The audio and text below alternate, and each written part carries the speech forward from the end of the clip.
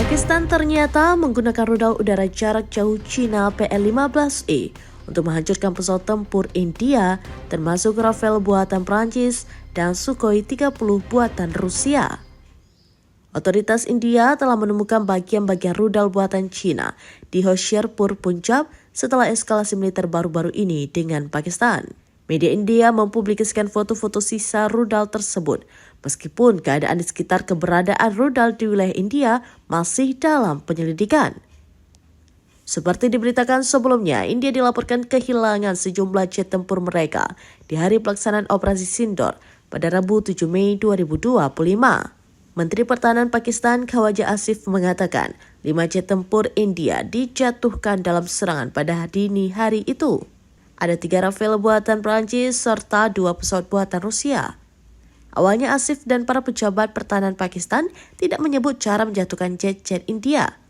Belakangan, Menteri Luar Negeri Pakistan Ishaq Dar mengungkapkan pihaknya menggunakan produk Cina, yakni jet tempur J-10C dan rudal PL-15.